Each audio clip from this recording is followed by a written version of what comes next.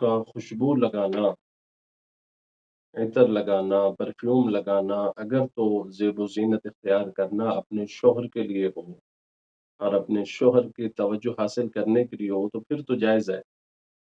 لیکن اگر عورت کی زیب و زینت، عورت کا جو ہے وہ خوشبو لگانا غیر مردوں کو اپنی طرف متوجہ کرنے کے لیے ہو یا مخلوط مجلس میں جانے کے لیے ہو تو پھر یہ ناجائز ہے اور حرام ہے۔